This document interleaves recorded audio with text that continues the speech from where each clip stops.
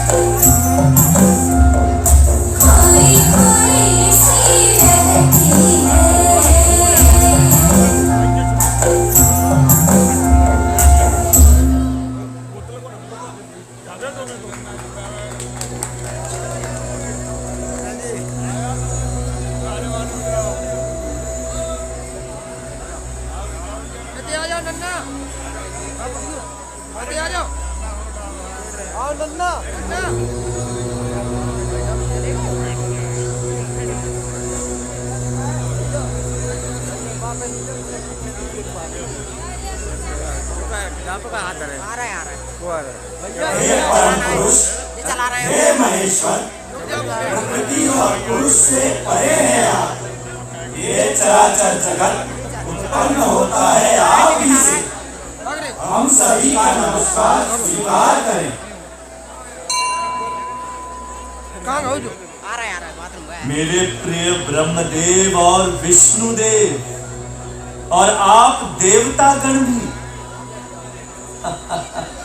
कैसे आना हुआ बताइए? सब कुछ कुशल तो है? प्रभु, वास्तव में तो मैं, आप और ब्रह्मदेव हम तीनों एक ही स्वरूप वाले हैं, किंतु कार्य के भेद से किए हैं भिन्न भिन्न शरीर धारी। अब यदि कार्य सिद्धि ही न हो पाए प्रभु, तो कोई अर्थ नहीं है हमारे रूप भेद का।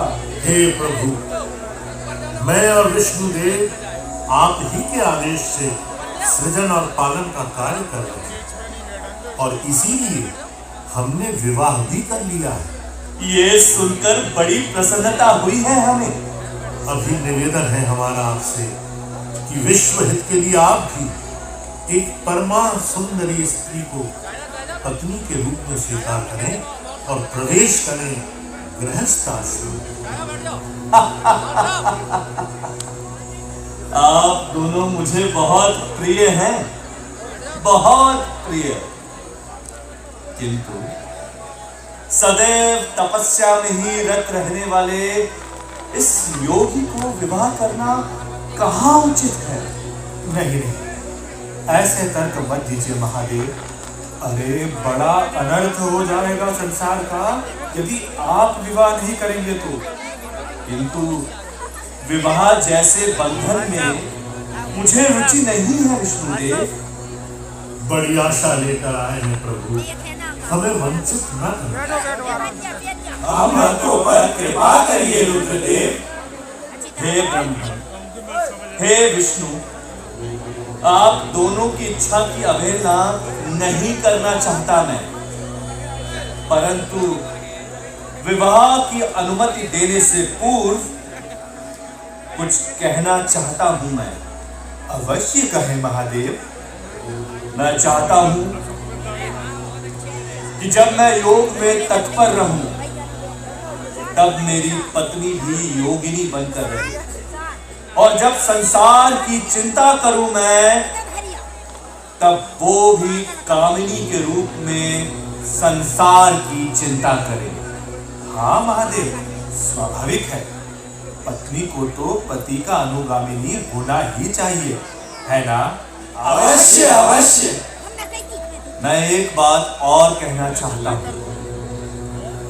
यदि उस स्त्री का मुझ पर और मेरे वचनों पर अविश्वास होगा तो मैं उस स्त्री को उसी पल त्याग दूंगा।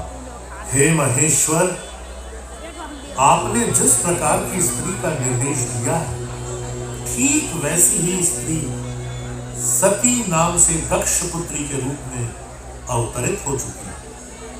वही आपकी ऐसी भार्या हो सकती है जो सदा आपके लिए हितकारिणी हो। हाँ देवेश, और वो सती आपको पति रूप में पाने के लिए कठिन से कठिन तप भी कर रही है।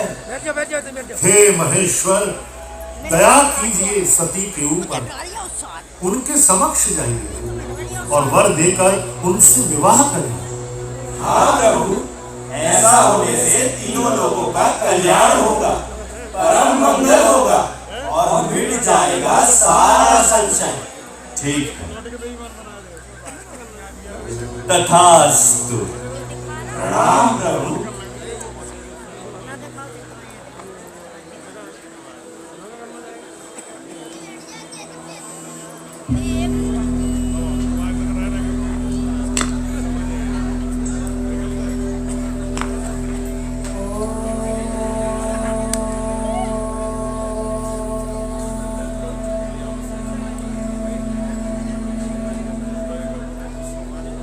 नमः शिवाय शान्ताय कारणत्रय हेतवे निवेदयामि चात्मानं त्वं गतिः परमेश्वरः।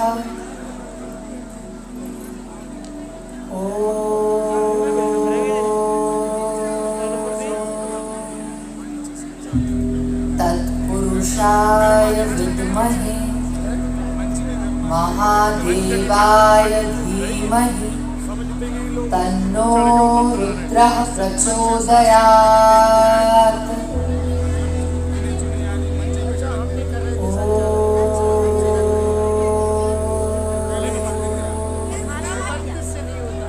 तत्पुरुषाय विद्महे महादेवाय धीमहि तन्नो रुद्रः प्रचोदयात्।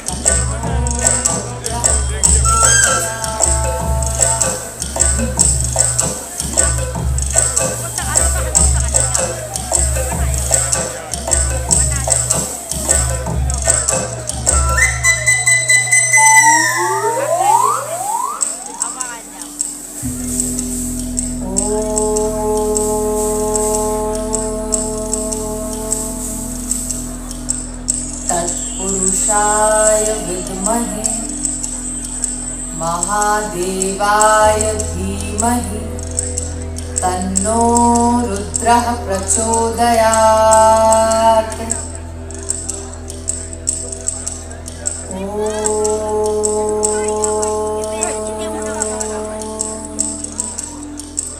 तत्पुरुषाय विद्महे महादेवाय धीमहि तन्नो रुद्रः प्रचोदयात्।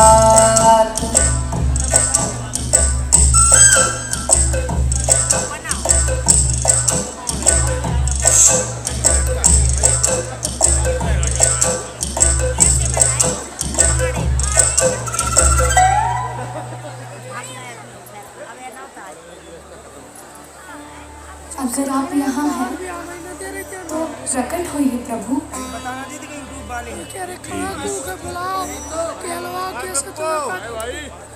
मैं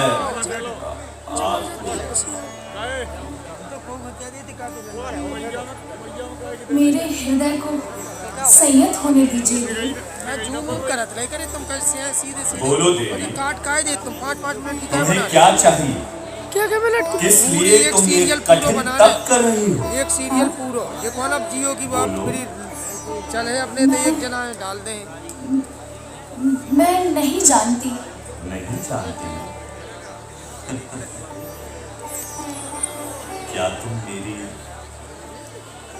पत्नी बनोगी? देवी, मैं तुम्हें अपनी पत्नी के रूप में स्वीकार करना चाहता हूँ।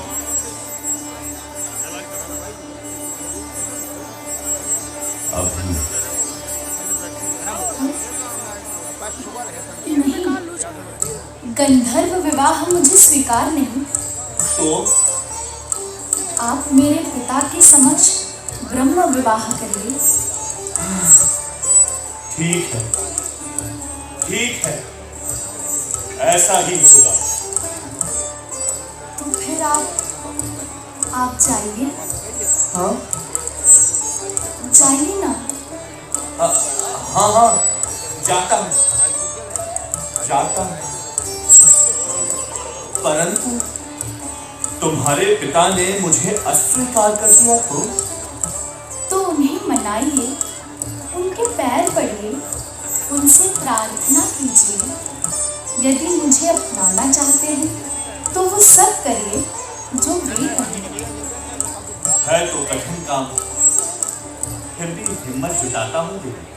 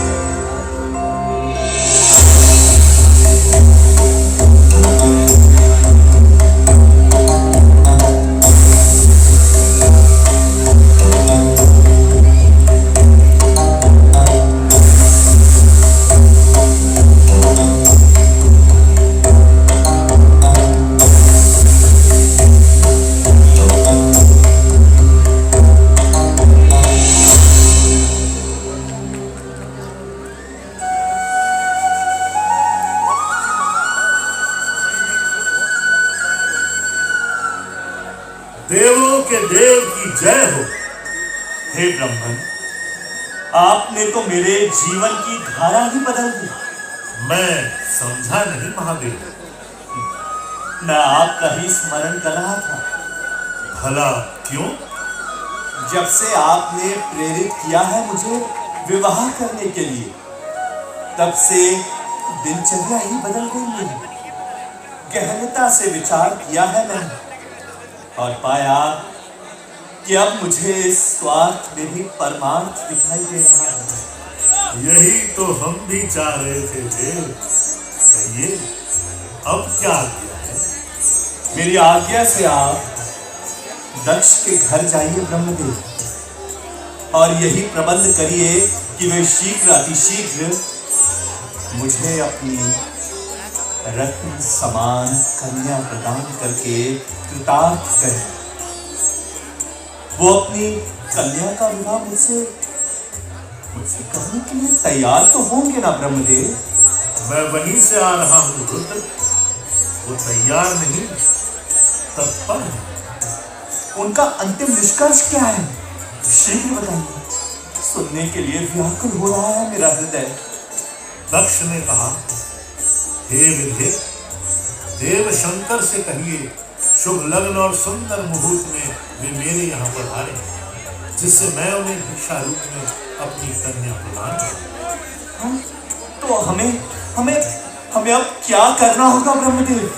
शुभस्य शीघ्रम। शुभ कार्य में विलंब नहीं करते। अच्छा मुहूर्त निकलवा कर चलना होगा दक्ष के घर, करना होगा विधि पूर्वक विवाह और अपने घर ले आना होगा सती। मैं चाहता हूँ कि बारात में आपके साथ नारद भी रहें। आप मरीचि आदि अपने सभी मानव पुत्रों को भी बुला लीजिएगा। मैं अपने गणों को साथ लूंगा ही। और हाँ, विष्णु और अन्य देवताओं को निमंत्रण देना ना भूलिएगा ब्रह्मदेव। नहीं भूलूंगा महादेव, नहीं भूलूंगा।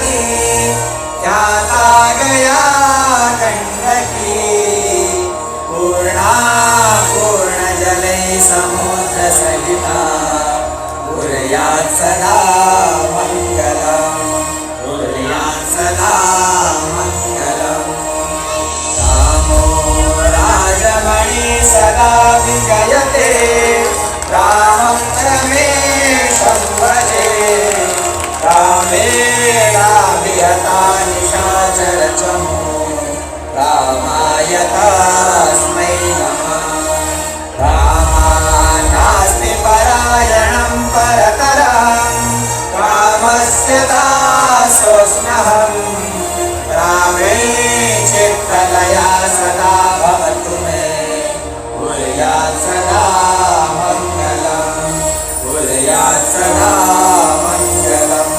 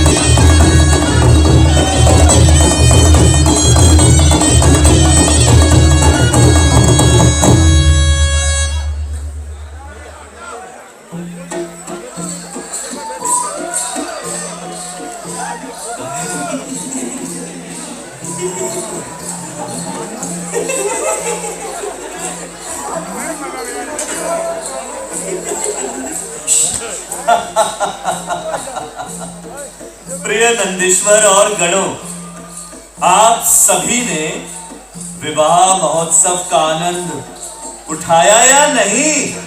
आनंद ही आनंद उठाया प्रभु। प्रभु खीर पूरी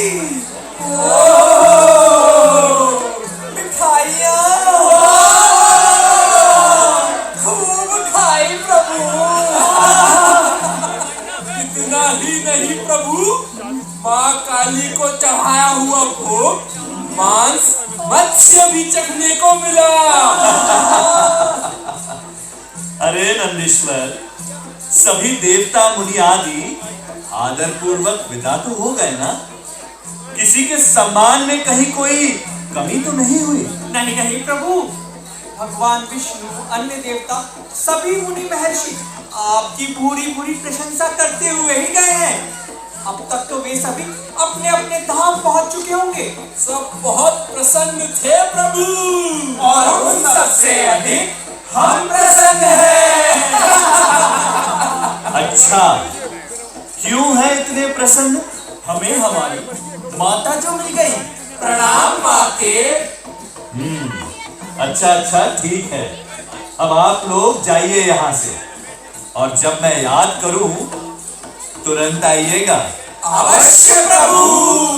चलो चलो चलो चलो चलो चलो चलो। अरे इधर से नहीं, उधर से चलो।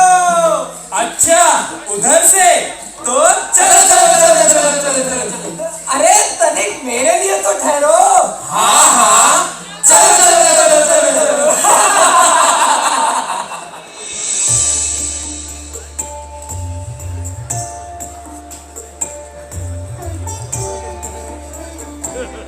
देवी, आपके लिए वन से पुष्प माला ले आया हूं। बहुत सुंदर है। माला बनाने में आप बहुत ही निपुण हैं।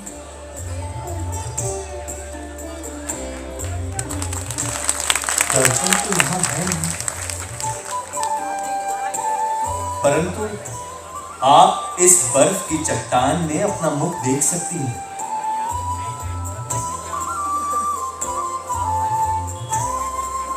देवी, आपके कान के कुंडल इधर उधर हो रहे हैं। आइए, मैं इन्हें ठीक कर देता हूं।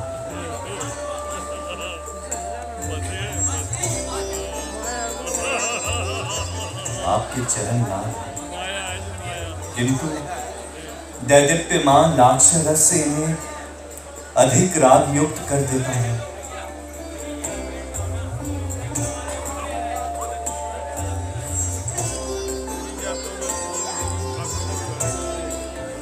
बहुत हुआ।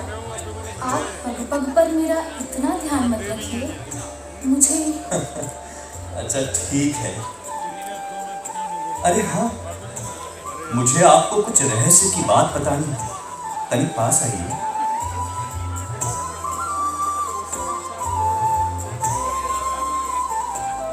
इसमें रहस्य की बात क्या है?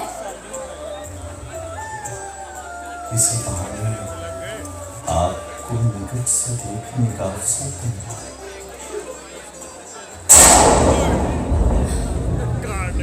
देव, देखते ही देखते ये परम कष्टदायक वर्षा काल आ गया। मेघों से आकाश ढक गया। परंतु ये कष्टदायक क्यों? विरही जनों के लिए दुखदाई ये वर्षा काल महाभयानक नहीं है? दिन भी रात्रि समान प्रतीत होने लगता है। हाँ, विरही जनों के लिए तो अवश्य ही कष्टदायक है, परंतु हमारे लिए तो नहीं। भीरू जनों के लिए अवश्य कष्टदायक है, परंतु कामी जनों के लिए तो नहीं। देखिए ना, हवा के वेग से बड़े बड़े वृक्ष आकाश में कैसे नाचते हुए से प्रतीत हो रहे हैं।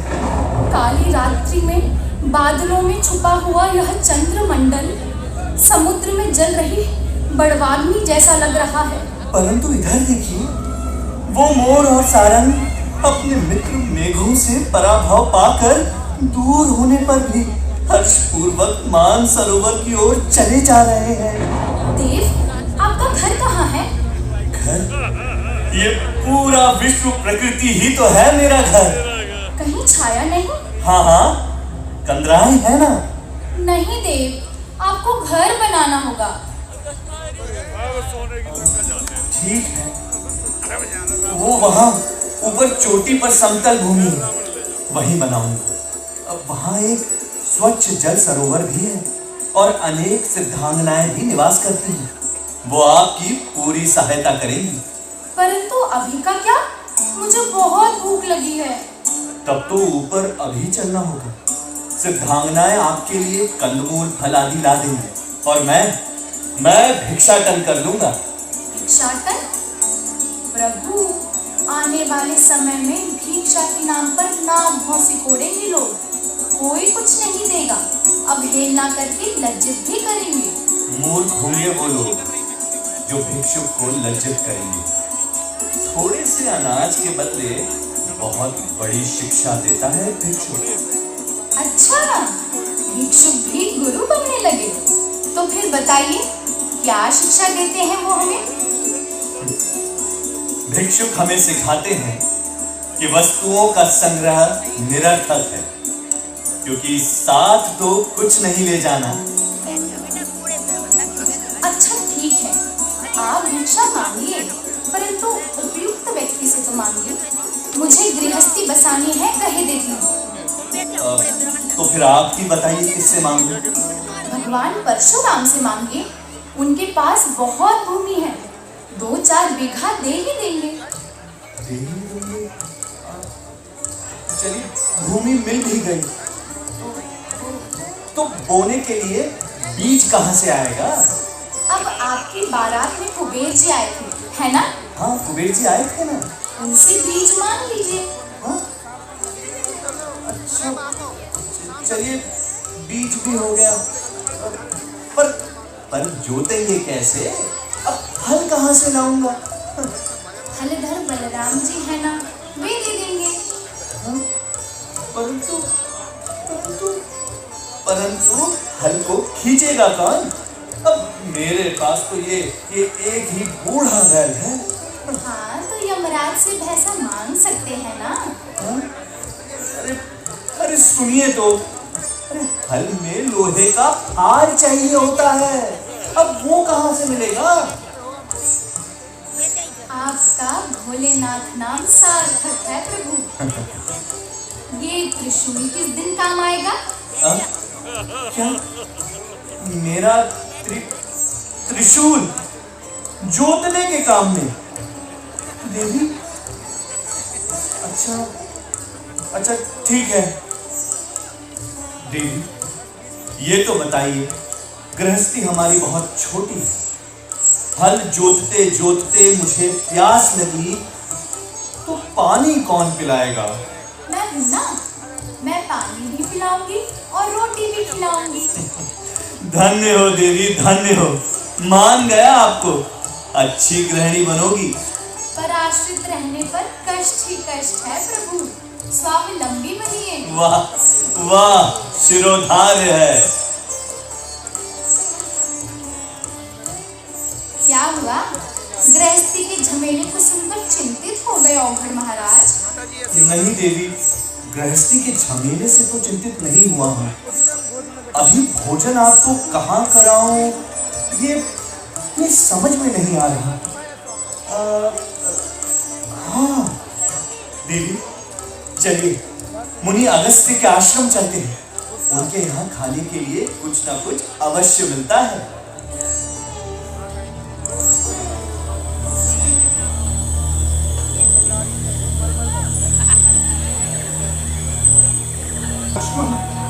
न जाने कहाँ चली गई है सीता, तड़प रही है बाई आंख में, लड़खड़ा भी रहा हूँ चलते चलते, कंपित हो रहा है शरीर, प्रतीत होता है कि कुटिया में सकुशल नहीं है सीता। ऐसा ना कहे भैया, अभी चलकर देख लेते हैं हम।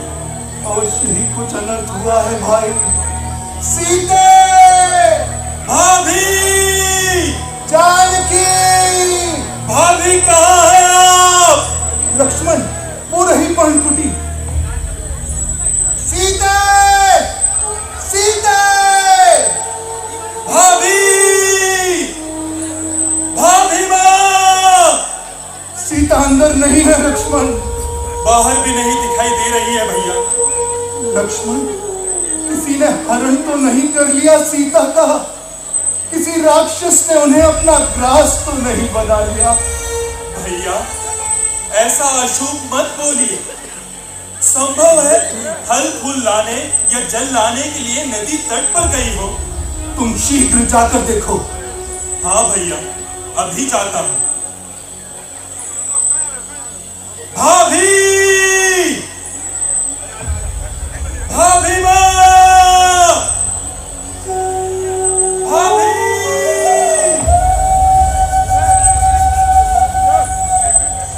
अरे सीते, कहाँ चली गई तुम? ये कदम मेरी प्रिया सीता करती थी तुम्हारे पुष्प से प्रेम बहुत। क्या देखा है तुमने उसे? अगर तुमने उसे देखा है तो बताओ। हे अर्जुन, तुम्हारे फूलों पर है विशेष अनुराग मेरी प्रिया सीता का। तुम ही बताओ उसका कुछ समाचार। हे अशोक, तुम मौन क्यों हो मेरे भाई? तुमने तो मेरी सीता को देखा ही होगा अवश्य। तुम लोग क्यों कुछ नहीं बोलते? क्यों मौन हो? कुछ कहते क्यों नहीं? सीते। भैया, भाभी वहां भी नहीं है। हाँ? सीते, सीते तुम कहाँ हो? भैया धीरज रखिए भैया, भाभी को हम ढूंढेंगे, वो हमको मिलेगी भैया। जानकी, जानकी, सीते।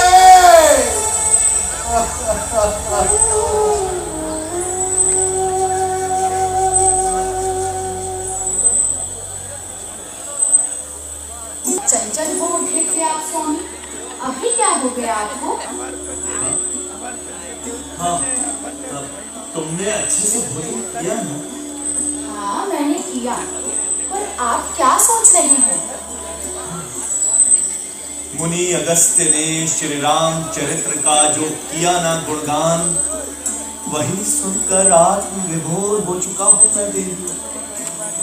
सुंदर बनाने के लिए इस धरती को प्रभु कैसी कैसी लीला करते हैं। मेरे प्रभु सच्चिदानंद भगवान की जय।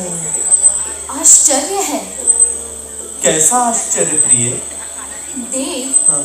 ब्रह्मा विष्णु आदि सब देवता जय बुलाते हैं आपकी, सेवा करते हैं आपकी, और आप हैं कि अपने ही भक्त की जयकार कर रहे हैं। सीते, सीते,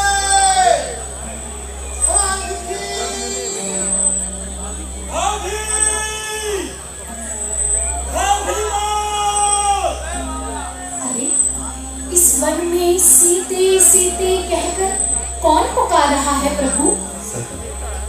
ये आर्त स्वर मेरे स्वामी श्री राम का है। वो इस समय माता सीता के वियोग में अत्यंत व्याकुल हैं। वो उन्हीं को ढूंढ रहे हैं। मेरा संशय दूर करिए प्रभु। कैसा संशय देती? एक तो ये कि स्वामी अपने सेवक को प्रणाम करे, उचित नहीं जान पड़ता। दूसरा ये कि सती, सत्य कह रहा हूं, तन भी छल नहीं। वो देखो वहां, वो मेरे स्वामी श्री राम हैं, और उनके साथ हैं वो है लक्ष्मण, उन्हीं के अनुज। ये दोनों सूर्यवंशी अयोध्या नरेश महाराज दशरथ के परम तेजस्वी पुत्र हैं। नहीं नहीं, आप विस्तार से बताइए। वो जो गौरवर्णी है, वो छोटे भाई लक्ष्मण हैं, शेषनाग के अंशावतार। और जो दूसरे हैं श्यामवर्णी, वो हैं श्री राम, भगवान विष्णु के पूर्ण अंश। ये दोनों अवतरित हुए हैं सज्जन व्यक्तियों की रक्षा और दुर्जनों के निधन के लिए। स्वामी मेरी तो बुद्धि काम नहीं कर रही। मेरी समझ में नहीं आ रहा कि यदि आपके ये श्री राम होते भगवान विष्णु के अवतार, वास्तव में होते परम शक्तिमान, तो क्यों करते विलाप अपनी स्त्री के लिए एक साधारण मनुष्य की भांति? उनको तो सब पता होता कि कहाँ है सीता, किसने किया होगा उनका अपहरण। वो उनको छुड़ाकर लाते ना। मैं तो समझ नहीं पा रही हूँ। परम शक्तिमान है ये या एक राजपुत्र मात्र? तुम्हारे मन में इस प्रकार का संशय है? हाँ। तो फिर तुम जाकर स्वयं ही परीक्षा लो। किसकी? मेरे प्रभु सच्चिदानंद। जाओ सती, तब तक मैं उस वट वृक्ष की छाया में बैठा हूं। वनचारी श्री राम की परीक्षा में किस प्रकार हुई? हाँ, मैं इनकी प्रिया सीता का रूप धारण करके आती हूँ इनकी दृष्टि के सामने। यदि होंगे वे साक्षात विष्णु तो जान लेंगे सब कुछ अनायास, अन्यथा नहीं पहचानेंगे।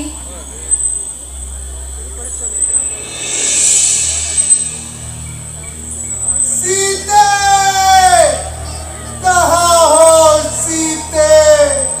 भाभी, भाभी! प्रिये, प्रिये, तुम दूर क्यों भाग रही हो? देखो, देख लिया है मैंने तुम्हें। ठहरो प्रिये, जानकी, ठहरो। क्या दया नहीं आती तुम्हें मुझ पर? सीता! शिव, माता, माता आपको प्रणाम है। प्रेम पूर्वक बताइए, हमारे स्वामी महादेव कहाँ हैं? पति के बिना इस वन में क्यों आई हैं आप? जान लिया मुझे। ओह, क्यों नहीं माना मैंने अपने पति के वचन को, अपने अज्ञान को श्री राम पर प्रकट कर दिया। अब क्या उत्तर दूंगी महादेव के समीप जाकर? माता को दुख पहुंचा दिया मैंने, कुछ प्रभाव प्रकट करता हूं।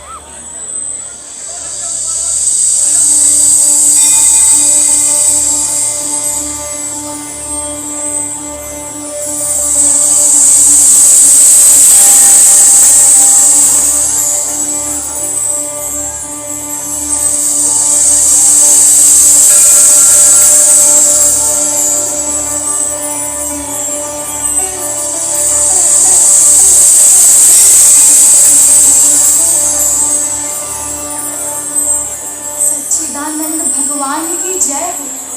आपकी माया अपरंपार है। अब मैं स्वामी के पास कैसे जाऊं? उन्हें क्या उत्तर दूंगी? देवी, सब कुशल तो है ना? ले ली परीक्षा मेरे स्वामी की? नहीं, मैंने कोई परीक्षा नहीं ली। आपके समान मैंने भी मन ही मन उनको प्रणाम किया और चली आई। सती ने झूठ बोला। अब यदि मैं करता हूं पहले जैसा प्रेम उससे, तो नष्ट होती है प्रतिज्ञा मेरी ही। धन्य है प्रभु की माया, धन्य है। अब इस काया से नहीं होगा स्पर्श सती का। मैं समझ गई, मेरे स्वामी ने त्याग कर दिया है मेरा। मैं सब जानती थी, फिर भी भूल गई।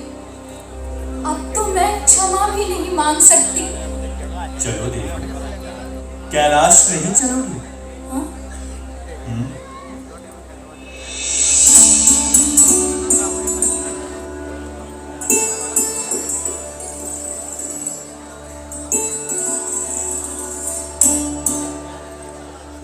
ब्रह्मदेव, ये मैं क्या देख रहा हूँ?